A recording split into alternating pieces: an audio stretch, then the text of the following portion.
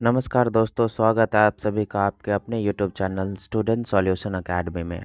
जैसा कि हमने लास्ट क्लास में डिस्कस करा था अपना भूगोल का पहला चैप्टर जो कि था इंडिया साइज एंड लोकेशन, जिसमें हमने चेक करा था, देखा था कि इंडिया की अपने भारत की लैटिट्यूड अक्षांश और देशांतर लैटिट्यूड और लॉन्गिट्यूड कितने डिग्री एक्सिस पे है। उसके बाद जो हमने उसी में चेक करी थी कि अपनी कोस्टल और मेन लैंड एरिया कितना पड़ता है। उसमें फिर हमने देखा था सेवन सिस्टर स्टेट्स के बारे में, नेबरिंग कंट्री के बारे में, ट्रॉपिक ऑफ कैंसर कर्क रेखा के बारे में, लक्षद्वीप अंडमान निकोबार के बारे में देखी थी, सारी चीज़ें डिस्कस करी थी। उसके बाद IST Indian standard time Bharat मानक समय के बारे में कुछ चीज़ें कंप्लीट करी थी, कुछ ये सारी टॉपिक्स। और आज हम लोग जो है अपनी दूसरी क्लास शुरू करने वाले हैं, जिसमें हम डिस्कस करेंगे physical division of India. Right, ये जो हमारी दूसरी चैप्टर होगी भारत के भूगोल का दूसरी चैप्टर होगी जो होगी physical division of India. Okay,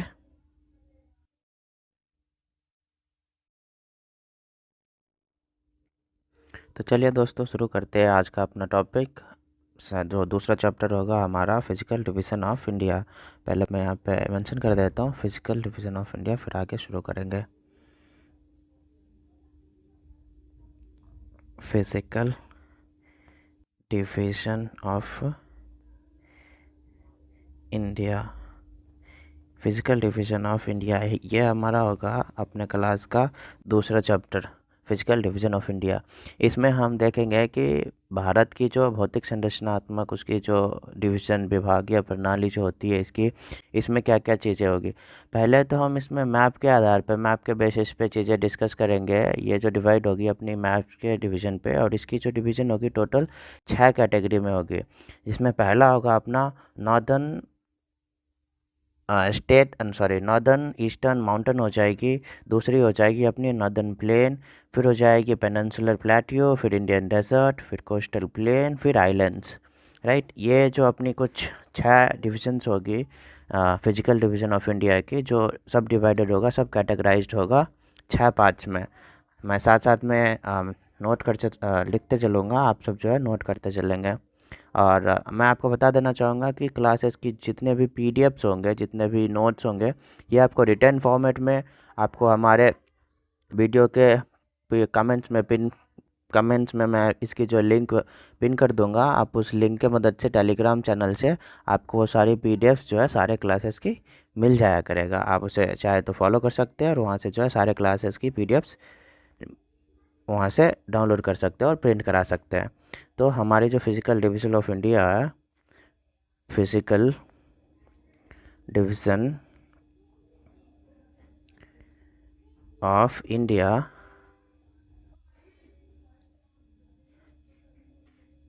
physical division of India और Indian map can be divided into 6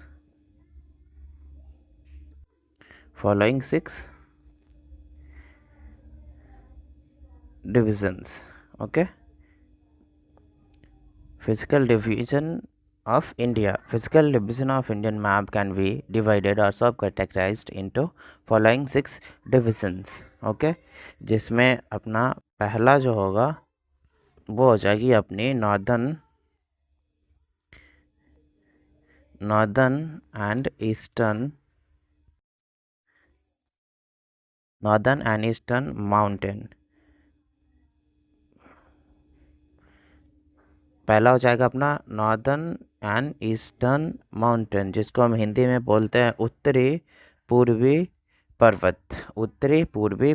okay, अगर मैं मैप्स के हिसाब से समझाऊं तो ये अपनी हो जाएगी नॉर्थ, ये साउथ, ये ईस्ट, ये वेस्ट, और ये हो जाएगी अपनी नॉर्दर्न ईस्टर्न। जो हमारा यहाँ से हिमालय, यहाँ से जो अपनी पर्वत श्रृंखलाएँ शुरू होती है इधर से ऐसे, इस वाले भाग में जितने भी माउंटेन्स होंगे वो सारे हो जाएंगे अपने। सबसे पहला टॉपिक जो है अपना नॉर्दर्न ईस्टर्न माउंटेन, वो इसी के बारे में बताता है।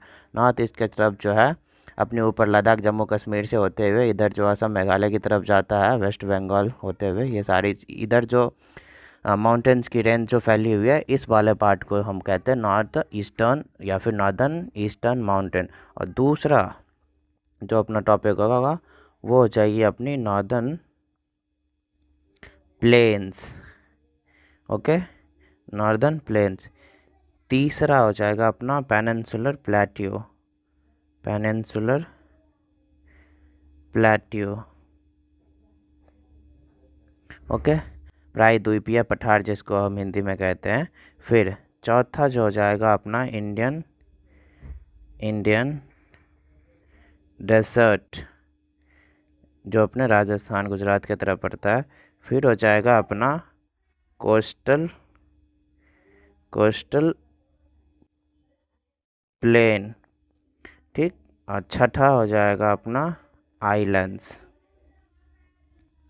ये 6 टॉपिक्स अपने कौन कौन से हो जाएंगे फिजिकल डिवीजन ऑफ इंडिया की, जो 6 सब कैटेगरी में कैटेगराइज्ड होंगे। वो होंगे अपने सबसे पहले नॉर्थ एंड ईस्टर्न माउंटेन, दूसरा हो जाएगा नॉर्दर्न प्लेन्स, तीसरा हो जाएगा पेनिनसुलर प्लेट्यू, चौथा हो जाएगा इंडियन डेजर्ट, पाँचवा हो जाएगा कोस्टल प्लेन्स, छठा हो जाएगा आइलैंड्स। अब इन सारे टॉपिकों का मतलब मैं समझा देता हूँ। नॉर्थ ईस्टर्न माउंटेन जो होगी अपनी, जो लद्दाख जम्मू कश्मीर से स्टार्ट होकर के, जिसमें हमारा trans Himalaya, great Himalaya, middle Himalaya, Shivaliks, ये जितने भी माउंटेन्स आते हैं अपने, वो सारे आपके जो है पहले टॉपिक्स में कवर हो जाएगी नॉर्थ एंड ईस्टर्न माउंटेन। दूसरा हो जाएगा अपना नॉर्दर्न प्लेट्यू, ठीक। उत्तरी भाग में जो नॉर्दर्न प्लेन्स, उत्तरी भाग में जो प्लेन्स, वो जो पठार के साइड का जो मैदान होते हैं, उसे हम जो है दूसरी टॉपिक में कवर करेंगे। फिर आ जाएगा अपना पेनिनसुलर प्लेट्यू, ओके। फिर उसके बाद अपना चौथा जो टॉपिक आ जाएगी इंडियन डेजर्ट, जो राजस्थान गुजरात की तरफ अपने जो रेगिस्तान कहलाते हैं, रेगिस्तान जिसे कहते हैं, उसे हम कहते हैं इंडियन डेजर्ट। फिर अपनी कोस्टल प्लान, जो इंडिया की सदर्न मोस्ट पार्ट होती है, अपनी सदर्न मोस्ट पार्ट, उसको जो है हम कोस्टल प्लेन्स कहते हैं। फिर अपनी आइलैंड्स हो जाएगी, जो अंडमान निकोबार हो गया और लक्षद्वीप। इन दोनों टॉपिक्स को जो हम अपने छठे पॉइंट्स में डिस्कस करेंगे आइलैंड्स वाले में, ओके। तो चलिए इस टॉपिक को आगे बढ़ाते हैं। अब इसमें हम जो है सबसे पहले हिमालय के बारे में डिस्कस करेंगे, ओके। सबसे पहले हम जो है यहाँ पे हिमालय के बारे में हिमालय के बारे में डिस्कस करेंगे। बेसिकली ये जो हिमालय वर्ड है, हिमालय जो वर्ड है, ये 2 वर्ड से मिलकर बना हुआ है। पहला जो है वो हिम है, फिर दूसरा ये आलय है। हिम मतलब होता है आइस, आलय मतलब होता है होम। तो हिमालय का जो मतलब हो जाता है अपना, वो होता है हाउस ऑफ आइस। हिमालय का मतलब समझ में आ गया कि हिमालय का मतलब क्या होता है, हिम प्लस आलय मतलब बर्फ़ का घर, means house of ice, okay. अभी इस हिमालय को जो हम 4 कैटेगरी में डिवाइड करते हैं अपना। पहला जो होता है वो होता है ट्रांस हिमालय, सबसे ऊपर वाला भाग, ट्रांस हिमालय सबसे ऊपर वाला भाग। अब ये ट्रांस हिमालय में जो है ये 3 भागों में बटा हुआ है।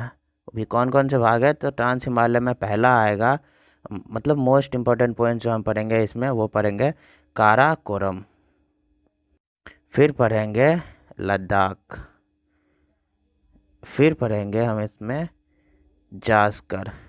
ट्रांस हिमालय में अपने ये 4 पॉइंट्स आ जाएंगे, 3 पॉइंट्स आ जाएंगे, काराकोरम, लद्दाख और जास्कर। फिर अपना जो दूसरा टॉपिक आएगा इसमें, वो आएगा ग्रेट हिमालय। इसमें इन सब का ये नाम क्यों पड़ा, ये नाम भी मैं इसका रीज़न भी बताते चलूँगा जब हम ये टॉपिक स्टार्ट करेंगे, जब पढ़ाना शुरू करेंगे, आपको इसका रीज़न भी बताते चलूँगा कि ये सारे नाम इसमें से क्यों पड़े हैं। तो पहला हो गया ट्रांस हिमालय, जिसमें 3 टॉपिक पढ़े हैं, काराकोरम, लद्दाख और जास्कर। फिर दूसरा जो अपना आएगा वो आएगा ग्रेट हिमालय, ओके। सॉरी गलत मैंने लिख दिया, ग्रेट हिमालय, ओके। अब तीसरा जो टॉपिक अपना होगा वो हो जाएगा मिडल हिमालय, मध्य हिमालय, मिडल हिमालय, ओके। फिर चौथा जो हो जाएगा अपना, वो हो जाएगा शिवालिक। तो हम हिमालय में 4 टॉपिक पढ़ेंगे। पहला ट्रांस हिमालय, दूसरा जो है ग्रेट हिमालय, तीसरा मिडल हिमालय, फिर जो है शिवालिक। ट्रांस हिमालय में जो 3 इंपॉर्टेंट टॉपिक्स हम पढ़ेंगे वो होगी इसकी काराकोरम, लद्दाख और जास्कर। ओके, ये जो है सबसे पुरानी पार्ट में आ जाती है, ओल्डेस्ट पार्ट में, और ये जो है न्यू फोल्डेड माउंटेन में कवर होता है, न्यू फोल्डेड माउंटेन में। ओके, अब क्वेश्चन अगर बने न्यू फोल्डेड माउंटेन से तो हमारी जो तीनों हिमालय आ जाएगी, ग्रेट हिमालय, मिडल हिमालय और शिवालिक। ये तीनों हिमालय जो है अपनी न्यू फोल्डेड माउंटेन में कवर होगी। और ओल्डेस्ट वन में आएगा अपना ट्रांस हिमालय, जिसमें कैलाश पर्वत भी शामिल होते हैं। ठीक है, इसमें जो है काराकोरम, लद्दाख और जास्कर के बारे में हम पढ़ेंगे। तो आइए शुरू करते हैं अपना सबसे पहला टॉपिक, ट्रांस हिमालय। ओके, तो यहाँ पे हेडिंग डाल लेंगे आप लोग। सबसे पहले ट्रांस हिमालय की, ट्रांस हिमालयन, ट्रांस हिमालय के बारे में चलिए डिस्कस कर लेते हैं। अभी देखिए, ट्रांस हिमालय जो जोन है ये एग्जिस्ट करता है नॉर्थ पार्ट ऑफ इंडिया में, right, north part of India में। अभी जो ये ट्रांस हिमालय है, मान लेते हैं, ऐसे नहीं, मुझे वैसे इंडिया की मैप अभी कुछ खास सही से बनाने नहीं आता, मैं ऐसे नॉर्मल इस तरह से बना के दिखा देता हूँ। ये जो है अपने नॉर्थ, ये साउथ, ये ईस्ट, ये वेस्ट। तो ये जो ट्रांस हिमालय है वो इधर से ऐसे जाती है। तो ये जो इंडिया का जो सबसे नॉर्थ साइड पार्ट होगा, north most, northern most part होगा, उधर से जो है ये अपनी ट्रांस हिमालय शुरू होती है। तो हम बेसिकली लिख सकते हैं इसको कि trans Himalaya zone lies to the zone of north of great Himalaya. वैसे ये नॉर्थ पार्ट में तो हो आती है, पर इस ट्रांस हिमालय के जस्ट नीचे वाला भाग जो अपना होता है वो होता है ग्रेट हिमालय का। ओके, तो ग्रेट हिमालय के नॉर्थ में भी हम बता सकते हैं। तो इसको इस तरह से भी डिफाइन कर सकते हैं कि ग्रेट हिमालय के नॉर्थ में, जस्ट नॉर्थ में जो पर्वत पड़ता है, पर्वत श्रृंखला है, उसे हम जो है ट्रांस हिमालय के रूप में जानते हैं। ओके, तो चलिए मैं साथ साथ में लिख भी देता हूँ कि trans Himalaya zone lies to the zone of north of great Himalaya,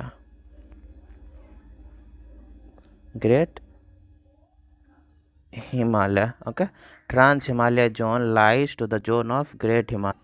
अब इसकी एक चीज़ और एक पॉइंट और इम्पोर्टेंट होती है ट्रांस हिमालय की। वैसे तो हमने यहाँ पे मेंशन कर दिया है कि ट्रांस हिमालय जो जोन स्टार्ट होती है वो नॉर्थ ऑफ ग्रेट हिमालय से स्टार्ट होती है, राइट। पर ये जो बॉर्डर करती है, जो शुरू होती है एक्चुअली में, वो तिब्बत से शुरू होती है। और तिब्बत कहाँ एस्टेब्लिश है? वो चीन में स्थित है, राइट।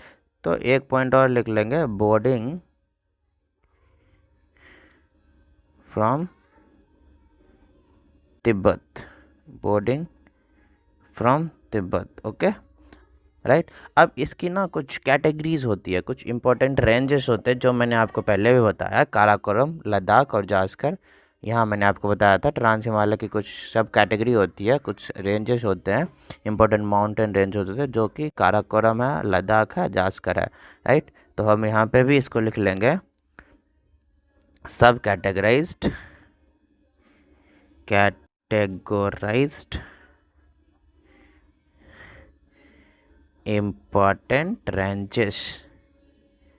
important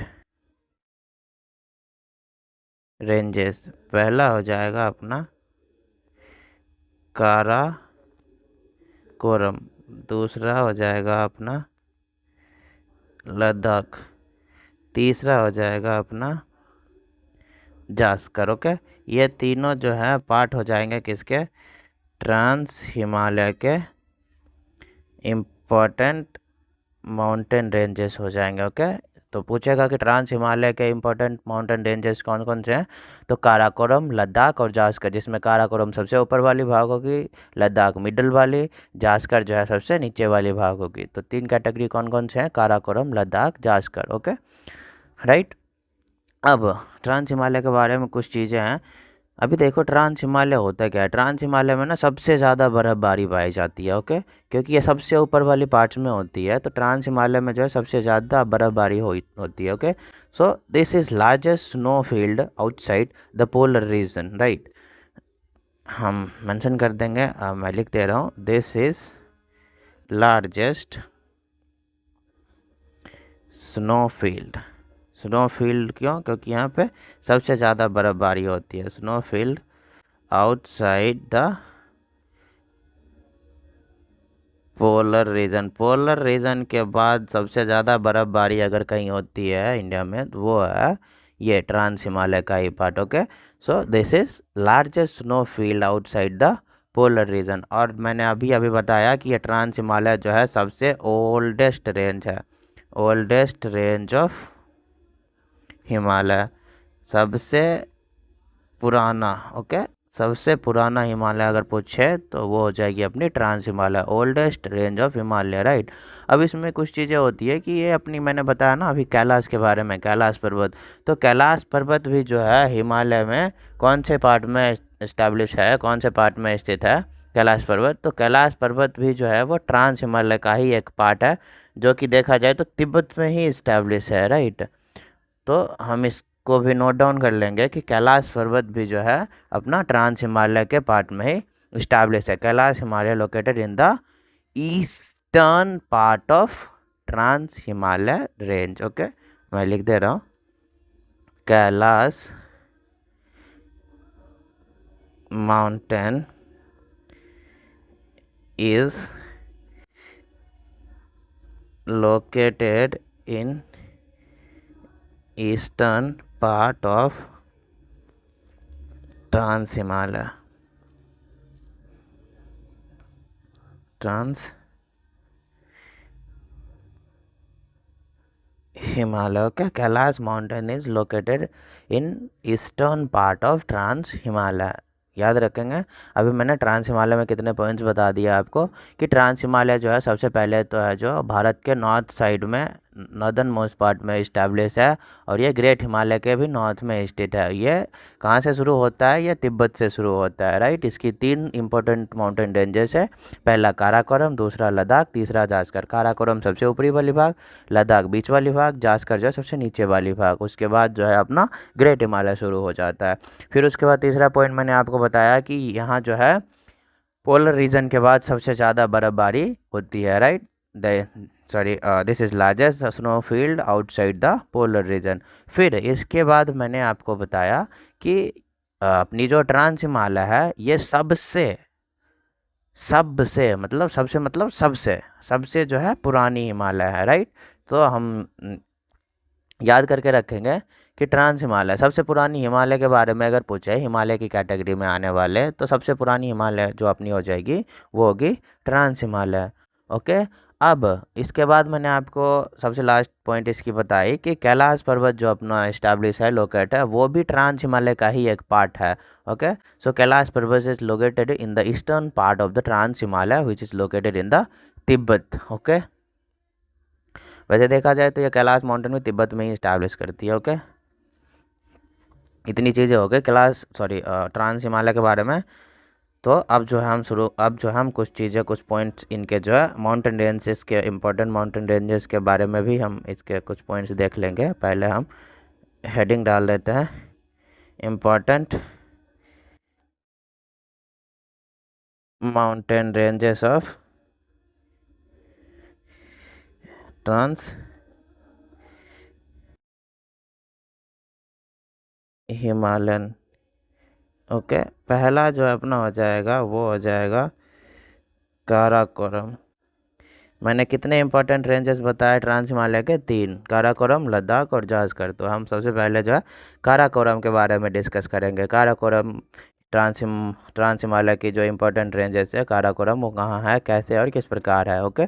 तो काराकोरम जो है वो ट्रांस हिमालय की एक पार्ट है, और ये जो है पाकिस्तान में स्थित है। अभी पाकिस्तान में कैसे स्थित है पाकिस्तान में स्थित, मैं बताता हूँ अभी कैसे। कि देखो, अपनी जो कश्मीर का जो भाग है, वैसे देखा जाए तो कश्मीर की जो अपनी भाग है, पाकिस्तान ऑक्यूपाइड कश्मीर, उसमें जो है काराकोरम इस्टेब्लिश है। लेकिन हम इसको जो है इसलिए जो हम इसे पाकिस्तान में इस्टेब्लिश भी कहते हैं।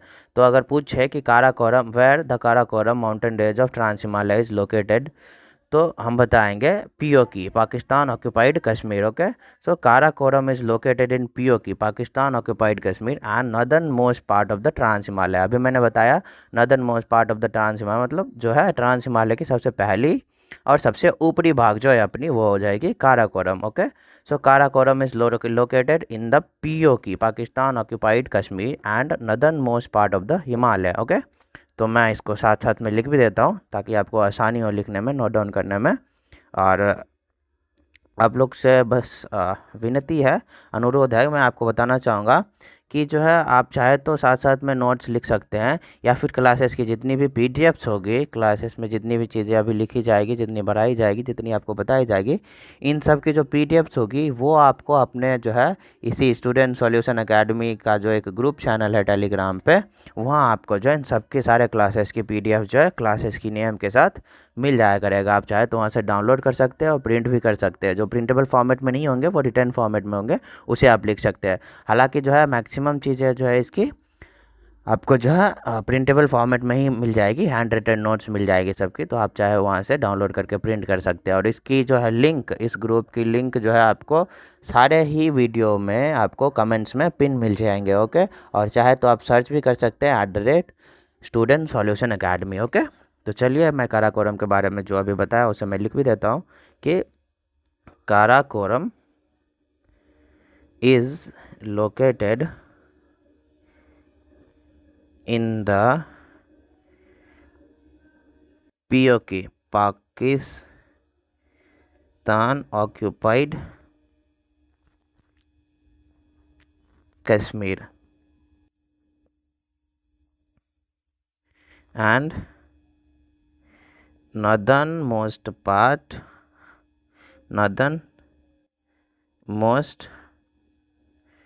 part of trans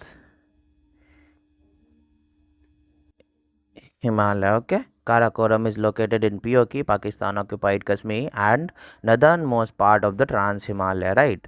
तो हम जो है इसके बारे में चीज़ें डिस्कस कर ली। अभी इसके जो है कुछ 4 जो है प्रमुख ग्लेशियर्स भी हुए हैं अपने काराकोरम जो ट्रांस हिमालय माउंटेन रेंज है, इसके कुछ 4 प्रमुख ग्लेशियर भी हैं। और कौन कौन से हैं वो है सियाचिन, बियाफो, फिर जो है आपके हो जाएंगे वाल्टोरो, फिर जो हो जाएंगे आपके हिस्पर। सो सियाचिन, बियाफो, वाल्टोरो और हिस्पर, राइट। नोट डाउन कर लेंगे कि there are 4 major glaciers of Karakoram ranges, right? There are 4 major glaciers of Karakoram ranges. Okay, कौन कौन से? तो पहला हो जाएगा अपना सियाचिन ग्लेशियर जो कि 72 किलोमीटर में जो है फैला हुआ है, राइट। सियाचिन ग्लेशियर जो कि जो है 72 किलोमीटर्स में एक्सटेंड करता है। दूसरा है अपनी बियाफो ग्लेशियर जो है 63 किलोमीटर में एक्सटेंड करता है। तीसरा है अपनी बाल्टोरो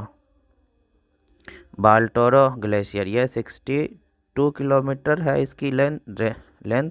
फिर चौथा है अपना हिस्पर जिसकी जो है लेंथ है वो 61 किलोमीटर है। ओके, तो इसके कितने मेजर ग्लेशियर्स हैं? तो काराकोरम के 4 मेजर ग्लेशियर्स हैं। कौन कौन से? पहला है सियाचिन ग्लेशियर जो 72 किलोमीटर इसकी रेंज है। फिर है बियाफो ग्लेशियर जिसकी रेंज 63 किलोमीटर है। फिर है बाल्टोरो ग्लेशियर जिसकी रेंज 62 किलोमीटर है। फिर है चौथा हिस्पर ग्लेशियर जिसकी रेंज जो है 61 किलोमीटर है। ओके, इतनी 2 चीज़ें, 2 बात आपको याद रहेगा ट्रांस हिमालय की काराकोरम के बारे में, राइट। कौन कौन सी बात? तो पहला जो चीज़ है ये आपकी Pakistan occupied Kashmir northern most part of trans Himalaya में इस्टेब्लिश करता है, राइट। और इसके जो 4 मेजर ग्लेशियर्स है, कौन कौन से? सियाचिन, बियाफो, बाल्टोरो और हिस्पर। और इसके रेंजेस कैसे याद रखेंगे? सबसे नीचे से देखते हैं हम। पहले तो नाम याद कर लेंगे। पहला सियाचिन, फिर जो है बियाफो, फिर जो है बाल्टोरो, फिर हिस्पर। अब नीचे से चलेंगे, 61, 62, 63 और 72, right.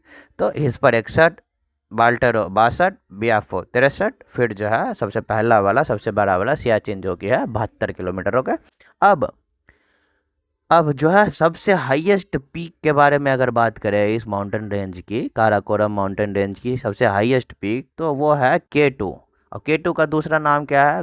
Gold Wing Austin, sorry Godwin Austen. तो K2 का दूसरा नाम क्या है? Godwin Austen. और गॉडविन ऑस्टिन को दूसरा नाम क्या है? K2। और K2 कहाँ इस्टेब्लिश है, कहाँ कहाँ पर जो है स्थित है? तो वो है अपने ट्रांस हिमालय के काराकोरम माउंटेन रेंज में ही स्थित है। और इसकी टोटल हाइट कितनी है? वो है 8611 मीटर। ओके। तो आप ये भी नोट डाउन कर लेंगे कि K2 is the highest peak of Karakoram mountain range. Karakoram mountain range. K2 is the highest peak of Karakoram mountain range, and also K2 is known as Godwin Austen. उफ, चलो साफ साफ लिख देता हूँ, sorry, Godwin Austen. Okay. K2 का दूसरा नाम क्या है? Godwin Austen. और इसकी हाइट कितनी है? वो है 8611 metre. 8611 metre. K2 Godwin Austen का हाइट कितनी है? वो है 8611 मीटर। ओके। इतनी चीज़ें याद रहेगी। तो काराकोरम में हमने टोटल कितनी चीज़ें पढ़ी? 3 टॉपिक्स पढ़े। पहला तो ये सबसे जो है ऊपरी वाली भाग है और ट्रांस हिमालय की सबसे पहला पार्ट है। ये लोकेट करता है कहाँ? पाकिस्तान ऑक्यूपाइड कश्मीर में। ट्रांस हिमालय के किस पार्ट में? तो नदन पार्ट में। इसके 4 मेजर ग्लेशियर्स कौन कौन से? सियाचिन, बियाफो, बाल्टोरो और हिस्पर। हिस्पर की 61, बाल्टोरो की 62, बियाफो की 63 और सियाचिन की 72 किलोमीटर की रेंज है। अब K2 जो है, जिसे गॉडविन ऑस्टिन के नाम से भी जाना जाता है, काराकोरम की सबसे ऊंची चोटी है। और इसकी लंबाई कितनी है? ऊंचाई, जिसको हम ऊंचाई लंबाई बोल सकते हैं, सी लेवल से इसको मापा जाता है, वो है 8611 किलोमीटर। ओके। तो पहली टॉपिक जो है अपनी ट्रांस हिमालय की खत्म हुई। दूसरी कौन सी है? दूसरी है लद्दाख। दूसरी लद्दाख। लद्दाख क्या? तो ये भी ट्रांस हिमालय की दूसरी सबसे बड़ी माउंटेन रेंज है। ओके। सेकंड सेकंड जो है ट्रांस हिमालय की माउंटेन रेंज है। ओके। और ये राकापोशी इसकी जो है सबसे इसमें राकापोशी जो है, राकापोशी नाम का एक चोटी है जो कि लद्दाख की सबसे ऊंची चोटी के नाम से जाना जाता है, right. So Rakaposhi is the highest peak of Ladakh mountain range and world's steepest mountain range. Sorry, and world's steepest mountain। अभी steepest मतलब क्या होता है? तो steepest मतलब होता है कि खारी। अभी देखो जनरली माउंटेन कैसे होता है? ऐसे होता है। ओके। पर नहीं, राकापोशी के केस में क्या है? स्टीपेस्ट मतलब एकदम से ऐसे, सबसे स्टीपेस्ट मतलब खड़ी, सबसे खड़ी चोटी। ओके। तो Rakaposhi is the highest peak of Ladakh mountain range and world's steepest mountain, मतलब सबसे खड़ी पर्वत के रूप में जाना जाता है, राइट। अभी इंडस रिवर भी जो है, वो सिंधु नदी जो है, वो भी जास्कर और लद्दाख की रेंज के बीच में ही पाई जाती है, राइट। तो सबसे पहले हम इसकी पहला टॉपिक के बारे में मेंशन कर देता हूँ, लिख देता हूँ, डिस्कस कर लिया हमने कि Rakaposhi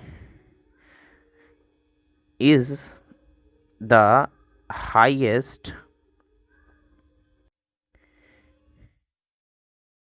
peak of Ladakh mountain range and Ladakh mountain range and steepest, world's steepest, world's steepest mountain. Rakaposhi is the highest peak of Ladakh mountain range and world's steepest mountain. Okay सबसे खड़ी पर्वत. अब जो है Indus river flows between Zanskar Ladakh range and from deepest gorge. Gorge मतलब घाटी. And from deepest gorge in India by cutting Ladakh range at Bunji. Okay तो इसका क्या मतलब हुआ. तो अभी देखिए कि ये कहना क्या चाहता है कि जो रिवर है, जो सिंधु रिवर है, जो पाकिस्तान की ओर बढ़ता है, पाकिस्तान की ओर फ्लो करता है. पहले जो है भारत के पंजाब में ही आता था, जो विभाजित हुई तो ये पाकिस्तानी पंजाब में चला गया. ठीक है. तो इंडस रिवर जो सिंधु रिवर है वो कहाँ फ्लो करता है, तो वो लद्दाख और जास्कर की जो माउंटेन रेंज है उसके बीच फ्लो करता है. सबसे डीपेस्ट गॉज, सबसे गहरी घाटी में फ्लो करता है. अब ये गहरी घाटी बनती कैसे है, तो ये जो है ये सबसे डीपेस्ट गॉज जो है 5200 मीटर की, जो सबसे डीपेस्ट गॉज है इंडिया की, ये कैसे बनी है. तो ये लद्दाख की जो माउंटेन रेंज है, ये बुर्जी, उसे काट काट के जो है नीचे ले गया. ठीक है. धीरे धीरे सबसे जो है गहरी घाटी, गहरी खाई बना दिया, जिसे हम जो कहते हैं डीपेस्ट गॉज. ओके तो इंडस रिवर जो है कहाँ बहती है, ये लद्दाख की जो सबसे गहरी घाटी है, डीपेस्ट गॉज, जो इसकी लद्दाख की माउंटेन रेंज को काट काट के, जो कि बुर्ज में है, इसको काट काट के सबसे गहरी घाटी बनाई, जिसकी लेंथ 5200 मीटर है. वहाँ पे जो है इंडस रिवर सिंधु नदी बहती है. ओके तो इसके बारे में भी हम यहाँ पे लिख देते हैं कि Indus river flows between Zanskar. Okay Indus river flows between Jaskar and Ladakh range. Okay.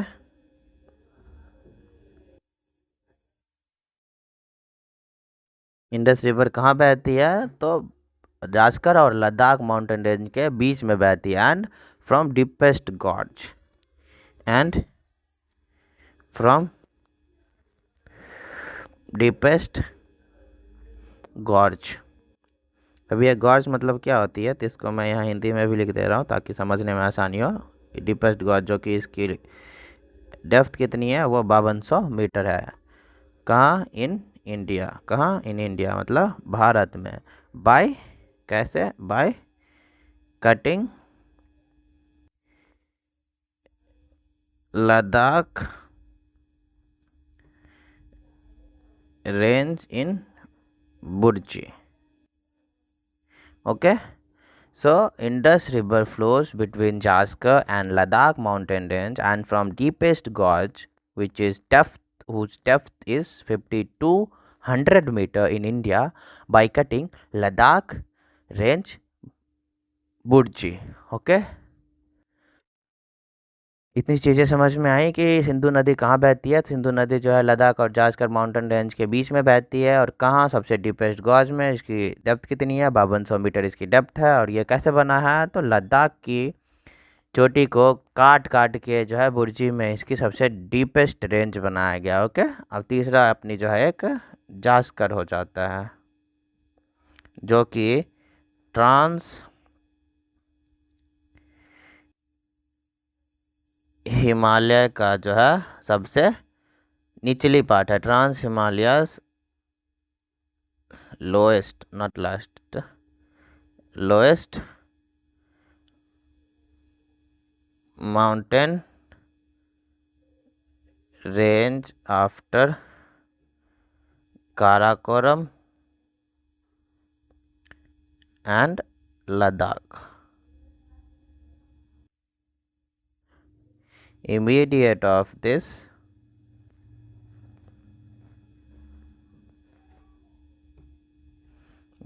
mountain range Great Himalaya नहीं, New Folded Mountain starts. New Folded Mountain range starts. ठीक है तो जास्कर जो है ट्रांस हिमालय की सबसे निचली भाग है. ठीक और ये जो है काराकोरम लद्दाख के बाद आता है। काराकोरम सबसे ऊपरी भाग हो जाती है, लद्दाख इसकी बीच वाली भाग हो जाती है, मध्य हिमालय सॉरी हाँ मध्य ट्रांस हिमालय, और जो है जास्कर इसके सबसे लास्ट जो है लोअर ट्रांस हिमालय के रूप में जाना जाता है। और इसके जस्ट बाद जो है अपनी न्यू फोल्डेड माउंटेन रेंज जो है स्टार्ट हो जाती है, जिसमें अपना ग्रेट हिमालय, फिर उसके बाद मिडिल हिमालय, फिर उसके बाद शिवालिक, ये तीनों माउंटेन जो है इसके जस्ट बाद ही शुरू होते हैं। जैसे हमने पढ़ा था हिमालय के 4 भाग, पहला ट्रांस, फिर ग्रेट, फिर मध्य, फिर जो है शिवालिक। तो अब जो है हमारा अपना ग्रेट हिमालय, ठीक, अब जो है अपना ग्रेट हिमालय शुरू होगा। ओके, तो ग्रेट हिमालय से पहले जो हमने टॉपिक कवर करी ट्रांस हिमालय के बारे में, और जो फिजिकल डिवीज़न ऑफ इंडिया के 6 पार्ट्स जो है उसको पहले रिवाइज कर लेते हैं एक बार शॉर्ट नोट्स में। उसके बाद जो हम जो है ग्रेट हिमालय के ऊपर चर्चा करेंगे। तो physical division of India, Bharat के भौतिक विभाजन को जो 6 भागों में बांटा गया है। पहला नॉर्दर्न एंड ईस्टर्न माउंटेन, दूसरा नॉर्दर्न प्लेन, तीसरा पेनिनसुलर प्लेट्यू, चौथा इंडियन डेजर्ट, फिर कोस्टल प्लेन, फिर जो है आइलैंड्स। उसके बाद हमने देखा कि हिमालय जो कि हिम प्लस आलय से बना होता है, जिससे हम बर्फ़ का घर यानी कि हाउस ऑफ आइस भी कहते हैं। इसको जो है 4 कैटेगरी में डिवाइड किया गया है। पहला ट्रांस हिमालय, दूसरा ग्रेट हिमालय, फिर जो है मिडल हिमालय, फिर जो है हमारा शिवालिक। अभी ट्रांस हिमालय जो है इसके जो है 3 मेजर इम्पोर्टेंट माउंटेन रेंजेस है, जो कि है काराकोरम, फिर जास्कर, फिर लद्दाख। अभी काराकोरम जो है ट्रांस हिमालय की सबसे नॉर्दर्न मोस्ट माउंटेन रेंज है, और ये जो है ग्रेट हिमालय के नॉर्थ में इस्टेब्लिश करता है, राइट। और ये कहाँ से स्टार्ट होता है, तो वो तिब्बत से स्टार्ट होता है, मैंने बताया आपको, राइट। उसके तिब्बत से स्टार्ट होता है, क्यों? क्योंकि ट्रांस हिमालय की जो काराकोरम है ये सबसे ऊपर ही पाई जाती है। अभी काराकोरम जो है काराकोरम जो है, काराकोरम से पहले हमने कुछ चीज़ें डिस्कस करी थी ट्रांस हिमालय में, जहाँ पर जो है पोलर रीजन के बाद सबसे ज़्यादा बर्फबारी पाई जाती है। और ये जो है हिमालय की सबसे पुरानी छोटी हुई सबसे पुरानी हिमालय सबसे पुरानी पर्वत श्रृंखला माउंटेन रेंजेस भी कहा जाता है। और अपना जो कैलाश माउंटेन है वो भी यहीं लोकेट करता है। कहाँ? तो eastern part of trans Himalaya which is located in the Tibet which comes under China. Tibet में जो ट्रांस हिमालय की पार्ट है वहाँ जो है कैलाश माउंटेन स्टैब्लिश करता है, लोकेट करता है, राइट, जो कि चाइना की एक भाग है।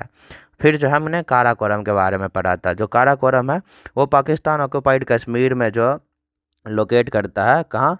तो northern most part of the trans Himalaya, सबसे उत्तरी भाग में। ओके, इसकी कुछ 4 प्रमुख ग्लेशियर्स हैं, जो कि हैं सियाचिन, बियाप्फो, बाल्टोरो और हिस्पर। उसके बाद हमने देखा था कि काराकोरम की जो सबसे ऊंची चोटी है वो है K2, जिसकी हाइट है 8611 मीटर।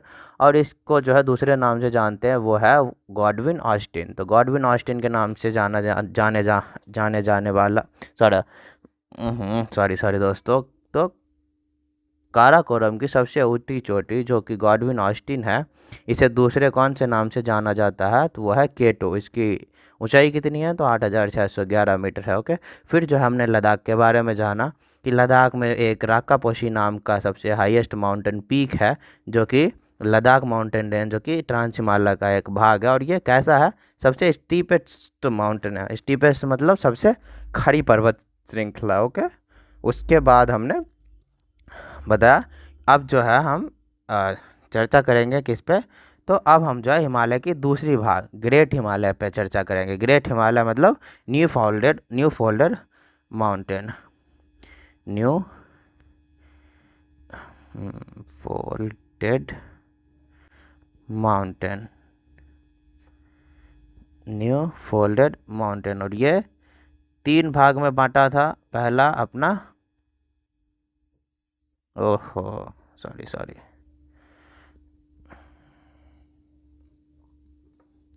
पहला अपना oh what is this, come on yes okay. So पहला अपना ग्रेट, फिर अपना मिडल, फिर अपना शिवालिक। तो पहले जो है हम ग्रेट हिमालय के बारे में डिस्कस करेंगे। ओके, तो देखा जाए तो ग्रेट हिमालय की कितनी रेंज है, और और इसकी जो कितनी लेंथ कितनी है, वो, वैसे देखो इसको ग्रेट हिमालय क्यों बोला गया है, तो ग्रेट हिमालय इसको न्यू फोल्डेड माउंटेन का जो एक पार्ट है और सबसे बड़ी पार्ट है ग्रेट हिमालय, इसको ग्रेट इसलिए बोला गया है क्योंकि इसकी जो लेंथ है वो है 2400 किलोमीटर, जो कि नॉर्थ से, भारत के नॉर्थ से शुरू होता है और कंप्लीट ईस्ट तक जाता है। ओके, तो नॉर्थ से शुरू होकर कंप्लीट ईस्ट तक जाता है, नंगा पर्वत टू नामचा बरवा। ओके, नंगा पर्वत टू नामचा बरवा, ऐसे यहाँ नंगा पर्वत, यहाँ नामचा बरवा, यहाँ से शुरू होकर के ऐसे नॉर्थ से शुरू होकर के कंप्लीट ईस्ट तक जाता है। इसकी लेंथ कितनी है? 2400 किलोमीटर। और सबसे लंबी माउंटेन इसी को कहा गया, इसलिए इसका नाम जो है ग्रेट हिमालय पड़ा। ओके, तो ग्रेट हिमालय की लंबाई कितनी है? वो है 2400 किलोमीटर, जो शुरू होता है नंगा पर्वत और ख़त्म होता है नामचा बरवा पर। तो great Himalaya exist starts from नंगा पर्वत एंड एंड्स एट नामचा बरवा, उस लेंथ इज 2400 किलोमीटर। और इसको जो है हिमाद्री के नाम से भी जाना जाता है, राइट, इसको हिमाद्री के नाम से भी जाना जाता है। और ये कैसे बना, कब बना? तो ये टर्सरी पीरियड में बना, टेक्टोनिक प्लेट के मूवमेंट के वजह से। ओके, टेक्टोनिक प्लेट के मूवमेंट से बना, मूवमेंट के वजह से बना था। ओके, जिसमें भारतीय और यूरेशियन टेक्टोनिक प्लेट के टकराने से बना। अब बहुत टाइम पहले मैंने आपको बताया था कि, अभी मैंने पिछले क्लास में आपको बताया था कि भारत जो है गोंडवाना लैंड का ही एक पार्ट है, राइट, गोंडवाना लैंड का ही एक पार्ट है। तो बहुत टाइम पहले एक ही था, एक था पैंथलासा, एक था पेंजिया, राइट, पैंथलासा और पेंजिया। उसके बाद दो टुकड़ों में बटा गोंडवाना, उसके बाद दो टुकड़ों में बटा था, राइट। अब धीरे धीरे धीरे धीरे, जो पहले मैं बताऊं तो इंडिया जो था वो सदर्न पार्ट का था, ठीक है, सदर्न प्लेट का था। उसके वो जो सदर्न प्लेट था धीरे धीरे टूटते टूटते टूटते टूटते और खिसकते खिसकते जो है नॉर्थ ईस्टर्न पार्ट में आ गया, नॉर्थ ईस्टर्न, उत्तर पूर्वी पार्ट में आ गया। और वहाँ पर जो है भारतीय ईस्ट सॉरी ये इंडियन और यूरेशियन प्लेट, राइट, भारतीय प्लेट और यूरेशियन प्लेट के टक्कर से, इंडियन और यूरेशियन प्लेट के टक्कर से जो माउंटेन बना, जो पर्वत श्रृंखलाएं बनी, उसमें से ही एक ये ग्रेट हिमालय है। और ये सबसे पहले बना था, जिसकी लेंथ जो है अब जो है बढ़ बढ़ के 2400 किलोमीटर की लेंथ हो गई है। ओके, इसलिए इसे हिमाद्री भी कहते हैं। और ये बना कब? इसलिए इसे ग्रेट हिमालय भी कहते हैं। और हिमाद्री इसे इसलिए कहते हैं क्योंकि यहाँ पे बर्फबारी हो होती रहती है, तो इसलिए इसे हिमाद्री भी कहते हैं। और ये बना कैसे है? तो अभी मैंने बता दिया आपको, भारतीय और यूरेशियन प्लेट के टकराने से बना। कब बना? टर्सरी पीरियड में टेक्टोनिक प्लेट के मूवमेंट से बना था, ठीक है। अब ये जो मोस्टली किससे बना है? तो मोस्टली ऑब्वियस बात है इग्नेस रॉक से बना होगा, मेटामॉर्फिक रॉक से बना होगा। क्यों? क्योंकि अब जो टेक्टोनिक प्लेट टकराएगा और भारत कह रहा हूँ, ये जो टेक्टोनिक प्लेट टकराएगा और पृथ्वी के नीचे क्या है? मैग्मा है।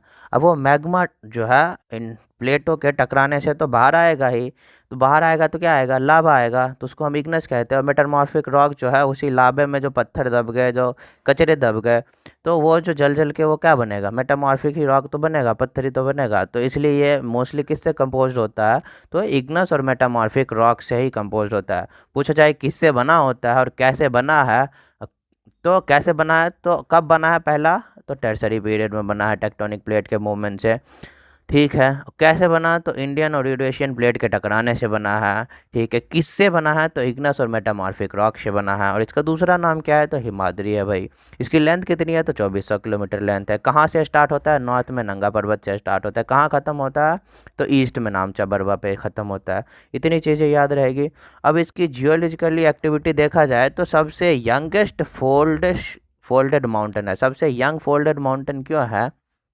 सबसे यंग फोल्डेड माउंटेन इसलिए कि ये सबसे बड़ी है और ये सबसे ऊपर भी पाया जाता है, राइट। अब ये जो ट्रांस हिमालय अभी अपना ख़त्म हुआ, जास्कर के जस्ट बाद कौन सी आती है हिमालय अपनी? ये ग्रेट हिमालय ही तो आता है, ठीक है।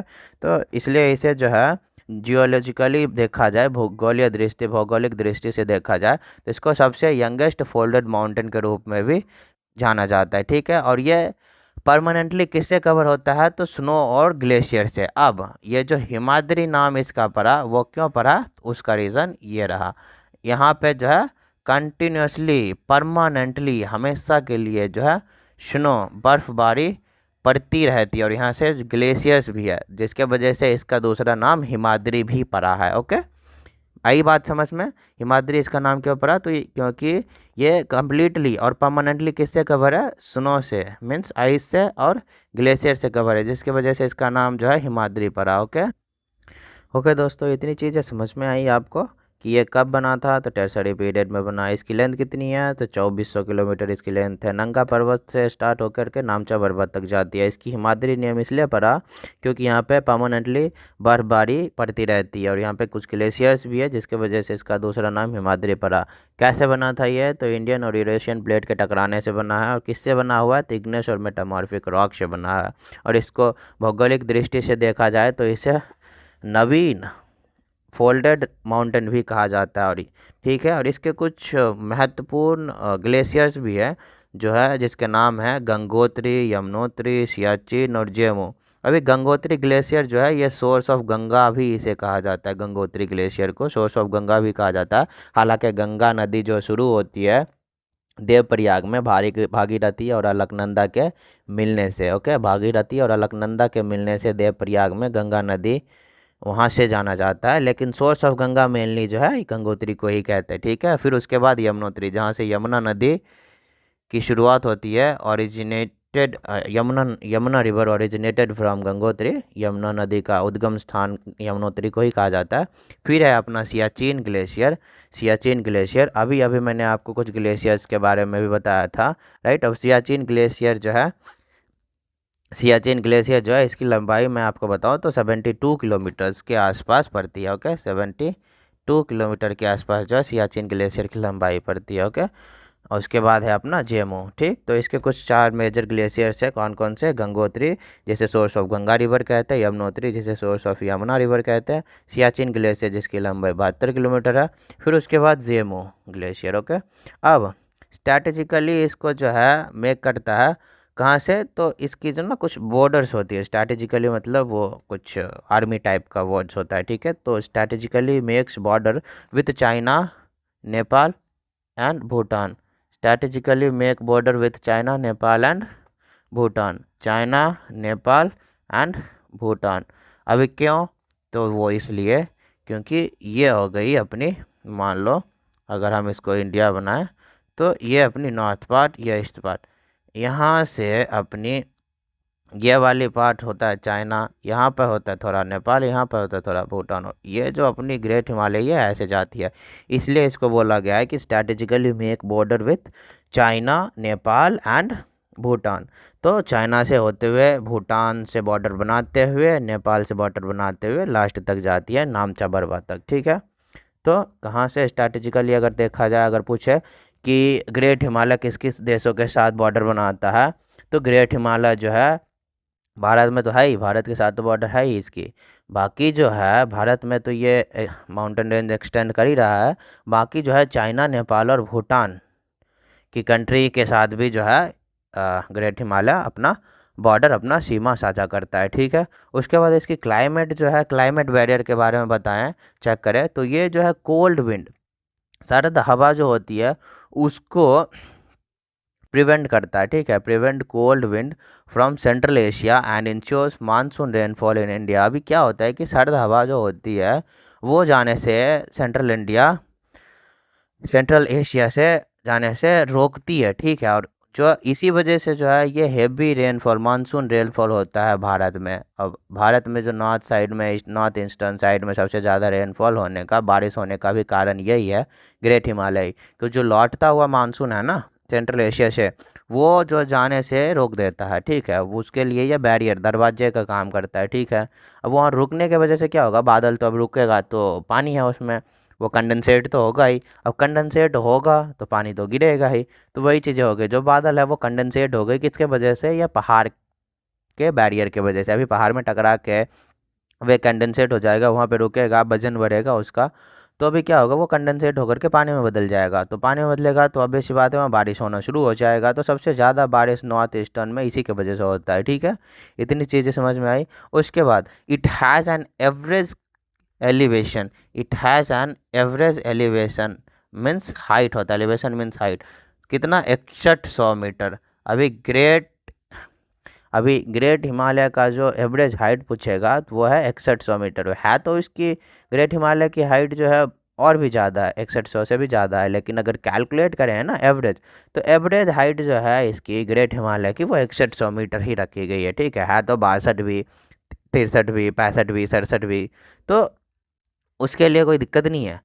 लेकिन हमने क्या करना है कि एवरेज रखने। एवरेज का क्या मतलब होता है कि 5 6 7 8 जितने भी है सबको मिला करके जो एवरेज बनता है उसको हम एवरेज कहते हैं। ठीक है तो इसलिए जो है ग्रेट हिमालय की एवरेज हाइट जो है वो 6100 मीटर रखा गया है मिला जुला के। ठीक है उसके बाद ये माउंट एवरेस्ट, जो अपनी माउंट एवरेस्ट जिसे जो है सागर माथा नाम से भी जाना जाता है, माउंट एवरेस्ट जिसे सागर माथा के नाम से भी जाना जाता है, और सबसे हाईएस्ट पीक जो है दुनिया का वो ग्रेट हिमालय माउंटेन रेंज में ही लोकेट करता है। ठीक है सो माउंट एवरेस्ट एंड सागर माथा is the highest peak of world located at great Himalayan mountain range towards the Nepal range. अभी सागर माथा माउंट एवरेस्ट को कहाँ कहा जाता है, तो माउंट एवरेस्ट को सागर माथा जो है नेपाल में ही कहा जाता है। ठीक है सो नेपाल में जो है सागर माथा पूछे या फिर माउंट एवरेस्ट पूछे, जो कि दुनिया का सबसे ऊंची चोटी है, कहाँ इस्टेब्लिश है, कहाँ स्थित है, तो ग्रेट हिमालयन माउंटेन रेंज में इस्टेब्लिश है। ठीक है इतनी बात समझ में आई। और ग्रेट हिमालयन माउंटेन रेंज की एवरेज हाइट कितनी है, तो 6100 मीटर है। और माउंट एवरेस्ट सागर माथा जिसे कहते हैं the highest peak of world located at great Himalayan mountain range towards Nepal range. ठीक है नेपाल की तरफ इस्टेब्लिश है। अब माउंट एवरेस्ट की एवरेज हाइट कितनी है, माउंट एवरेस्ट की जो हाइट है वो है 8849 मीटर, और ये इंडिया नेपाल बॉर्डर पर इस्टेब्लिश है। ठीक है तो माउंट एवरेस्ट कहाँ कितने हैं, कितने हाइट है इसकी, तो 8849 मीटर हाइट है, और ये भारत और नेपाल के बॉर्डर पर स्थित है, जिसे सागर माथा के नाम से भी जाना जाता है। ठीक है उसके बाद कंचनजंगा, कंचनजंगा ठीक है अभी उसके बाद जो है कंचनजंगा जिसकी हाइट है 8598 मीटर, ये भी नेपाल और भारत के बॉर्डर पर स्थित है। फिर है नंगा पर्वत, नंगा पर्वत 8126 मीटर की इसकी हाइट है, जो कि पाकिस्तान में स्थित है। उसके बाद है नंदा देवी, नंदा देवी जिसकी हाइट जो है 7816 मीटर है, जो कि उत्तराखंड और भारत की सेकेंड हाईएस्ट पीक है। ठीक उत्तराखंड और भारत की सेकेंड हाईएस्ट पीक है नंदा देवी। अब नामचा बरवा, नामचा बरवा अभी मैंने बताया, नामचा बरवा और नंगा पर्वत के बारे में। ये जो ग्रेट हिमालय यहाँ से शुरू होकर के यहाँ ख़त्म होता है। नंगा पर्वत जो कि पाकिस्तान में 8126 मीटर इसकी स्क्वायर है, वो नामचा बरवा 7756 मीटर इसकी जो हाइट है वो तिब्बत के अरुणाचल प्रदेश के साथ बॉर्डर बनाता है, वहाँ पर जा कर के ख़त्म होता है। तो बताएगा और पूछेगा अगर कि ये जो ग्रेट हिमालय है ये नामचा बरवा पाकिस्तान से शुरू होकर नंगा पर्वत पाकिस्तान से शुरू होकर के नामचा बरवा अरुणाचल प्रदेश तिब्बत के साथ जो बॉर्डर बनाता है वहाँ जा कर के ख़त्म होता है। ठीक है इसकी कितनी लेंथ है, 2400 किलोमीटर लेंथ है। ग्रेट हिमालय की एवरेज हाइट कितनी है, 6100 मीटर इसकी एवरेज हाइट है। दुनिया की सबसे ऊंची चोटी माउंट एवरेस्ट या फिर सागर माथा जिसे कहते हैं वो कहाँ स्थित है, तो वो ग्रेट हिमालय के माउंटेन रेंज में ही स्थित है। इसकी हाइट कितनी है, 8849 मीटर। किसके साथ बॉर्डर साझा करता है, सीमा साझा करता है, तो नेपाल और भारत के साथ सीमा साझा करता है। ठीक है ये नेपाल और भारत के साथ सीमा जो साझा करता है वो है माउंट एवरेस्ट, और ग्रेट हिमालय जो है वो नेपाल, भारत, भूटान और चाइना 4 देशों के साथ अपना सीमा साझा करता है। ठीक है और पूछे भारत जो है ग्रेट हिमालय के साथ किसके साथ सीमा, किन देशों के साथ सीमा साझा करता है, तो वह है नेपाल, भूटान और चाइना। इतना याद रहेगा। अब जो है भारत की first Indian women to climb mount Everest in year 1984, her name was Bachendri Pal. अभी ये जो बिछेंद्री पाल है माउंट एवरेस्ट पे चढ़ने वाली पहली भारतीय महिला है, जो 1984 में माउंट एवरेस्ट पे चढ़ी थी। ठीक है तो माउंट एवरेस्ट पे चढ़ने वाले सबसे पहली भारतीय महिला कौन थी, वो थी बिछेंद्री पाल। कब चढ़ी थी, तो 1984 में। ठीक है तो माउंट एवरेस्ट पे चढ़ने वाली सबसे पहली भारतीय महिला बिछेंद्री पाल है। ठीक याद रहेगा। पूछे माउंट एवरेस्ट पे चढ़ने वाली सबसे पहली भारतीय महिला कौन थी, बिछेंद्री पाल। कब चढ़ी थी, तो 1984 में। ओके अब जो है इसके कुछ और भी रेंजेस हैं, भी कुछ पीक्स हैं, अदर पीक्स हैं इसके ग्रेट हिमालय के। वो है माकोलू, जिसकी 8,481 मीटर हाइट है, जो नेपाल में है। फिर है धौलागिरी 8,172 मीटर, जो नेपाल में है। फिर है अन्नपूर्णा, जो 8,078 मीटर है, वो भी नेपाल में है। फिर है कामेत 7,756 मीटर, जो कि भारत में है। फिर है गुरला मंदाता, ठीक है, गुरला मंदाता की जो हाइट है 7,728 मीटर है, जो कि नेपाल में है। और इससे पहले मैंने आपको कौन कौन से कुछ इंपॉर्टेंट पीक्स बताए थे। माउंट एवरेस्ट 8,849 मीटर, जिसे सागर माता कहते हैं। फिर कंचनजंगा 8,598। फिर नंगा पर्वत 8,126। नंदा देवी 7,816। नामचा बरवा 7,756। फिर मकालू 8,481। धौलागिरी 8,172। अन्नपूर्णा 8,078। कामेत 7,756। गुरला मंदाता 7,728 मीटर, जो कि नेपाल में है ये, ठीक है। इतनी चीज़ें हो गई अपनी ग्रेट हिमालय के बारे में। तो आज हमने क्या क्या डिस्कस कर लिए। आज हमने जो है हिमालय की पार्ट डिस्कस कर ली। हिमालय में जो है हिमालय में जो हिमालय में जो है ट्रांस हिमालय डिस्कस कर लिया। ट्रांस हिमालय में हमने काराकोरम, लद्दाख, जास्कर के बारे में देखा चीज़ें, इसके कुछ important peaks, important glaciers, important mountain ranges के बारे में पढ़ा। फिर हमने जो है ग्रेट हिमालय के बारे में पढ़ा, इसकी लेंथ कहाँ से शुरू होता है, कहाँ ख़त्म होता है, इनकी ग्लेशियर्स, इंपॉर्टेंट ग्लेशियर, कुछ सोर्सेस ऑफ रिवर्स, फिर उसके बाद कुछ इंपॉर्टेंट पीक्स, राइट। तो आज हमने इतनी पॉइंट्स डिस्कस करी। आज के लिए बस इतना ही। आगे जो है आगे की क्लास में है हम डिस्कस करेंगे इसके आगे वाले पार्ट को, जो कि होगी हमारी मिडल हिमालय और जो है शिवालिक हिमालय, राइट। तो अगले क्लास में हम कौन कौन से पार्ट डिस्कस करेंगे। तो हिमालय की 2 पार्ट्स हमारी रह रही है। आज हमने ट्रांस और ग्रेट हिमालय डिस्कस कर ली। कल जो है हम मिडल और शिवालिक हिमालय, ये दोनों टॉपिक डिस्कस करके कंप्लीट कर लेंगे अपनी Himalaya part. Okay, physical division of India की एक पार्ट जो है कंप्लीट हो जाएगी। उसके बाद जो हम कुछ इम्पोर्टेंट माउंटेन रेंजेस के बारे में पढ़ेंगे, जो कि पेनिनसुलर इंडिया से रिलेट करेगा। जैसे हो जाएगी Aravalli, Malwa plateau, Vindhya hills, Satpura hills, Chota Nagpur, western Ghat mountain, eastern Ghat mountain, Nilgiri hills, Deccan plateau, Anamalai hills, और ये सारी चीज़ें जो हम कुछ डिस्कस करेंगे। पर कब करेंगे, ये करेंगे पहले मिडल और शिवालिक हिमालय को कंप्लीट करने के बाद। उसके बाद हम पेनिनसुलर इंडिया के बारे में पढ़ेंगे। तब तक के लिए बाय बाय। सब लोग जो है अपना ख्याल रखेंगे। और अगर आपको वीडियो पसंद आए, पढ़ाने का तरीका अगर आपको पसंद आए और नोट्स आपको अच्छा लगा हो, तो वीडियो को लाइक करके चैनल को ज़रूर सब्सक्राइब कर दीजिएगा। और इस वीडियो में, इस क्लास में जो जितने भी टॉपिक्स हमने अभी कवर करी है, इन सारे टॉपिक्स की रिटेन फॉर्मेट जो है आपको हमारे टेलीग्राम चैनल पे मिल जाएगी। Student solution academy Telegram channel का नाम है, आप चाहे तो सर्च करके देख सकते हैं। तिरंगा जो है वहाँ पे लगा होगा, हमारे चैनल का नाम होगा और लोगो होगा। उसके बाद अगर आपको वैसे ना मिले, तो ये जो है आपको इस चैनल का लिंक आपको कमेंट बॉक्स में भी पिन मिल जाएगा। आप चाहे तो उस लिंक को फॉलो करके ज्वाइन कर सकते हैं। Thank you, bye bye.